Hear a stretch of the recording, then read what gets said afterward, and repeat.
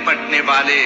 رات کو قیام کیا کرو مگر تھوڑی سی رات، یعنی نصف رات یا اس سے کچھ کم قیام کرو یا کچھ زیادہ،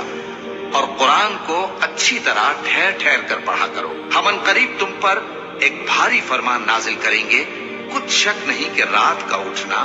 نفس کو سخت پامال کرتا ہے، اور اس وقت ذکر بھی خوب درست ہوتا ہے۔ دن کے وقت تو تمہیں اور بہت سے شغل ہوتے ہیں،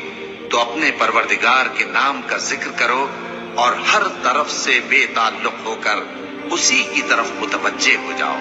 وہی مشرق اور مغرب کا مالک ہے، اس کے سوا کوئی معبود نہیں، تو اسی کو اپنا کارساز بناؤ۔ اور جو دل آزار باتیں یہ لوگ کہتے ہیں ان کو سہتے رہو، اور خوبصورتی سے ان سے کنارہ کش رہو، اور مجھے ان جھٹلانے والوں سے جو دولت مند ہیں سمجھ لینے دو،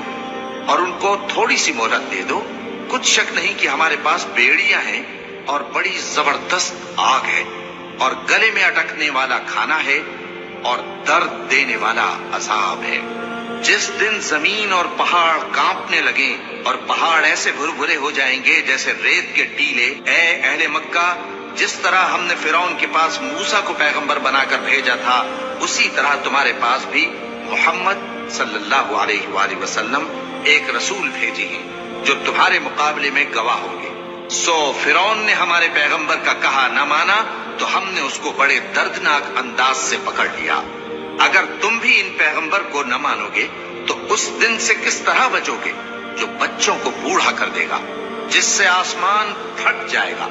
یہ اس کا وعدہ پورا ہو کر رہے گا۔ یہ قرآن تو نصیحت ہے، سو جو چاہے اپنے پروردگار تک پہنچنے کا راستہ اختیار کر لے۔ تمہارا پروردگار خوب جانتا ہے کہ تم اور تمہارے ساتھ کے لوگ کبھی 2/3 رات کے قریب اور کبھی آدھی رات اور کبھی تہائی رات قیام کیا کرتے ہو، اور اللہ رات اور دن کا اندازہ رکھتا ہے۔ اس نے معلوم کیا کہ تم اس کو نبھا نہ سکو گے، تو اس نے تم پر مہربانی کی، بس جتنا آسانی سے ہو سکے اتنا قرآن پڑھ لیا کرو۔ اس نے جانا کہ تم میں بعض بیمار بھی ہوں گے، اور بعض اللہ کے فضل یعنی معاش کی تلاش میں ملک میں سفر کریں گے، اور بعض اللہ کی راہ میں لڑیں گے، تو جتنا آسانی سے ہو سکے اتنا قرآن پڑھ لیا کرو، اور نماز قائم کرتے رہو، اور زکوٰۃ ادا کرتے رہو، اور اللہ کو نیک نیتی سے قرض دیتے رہو،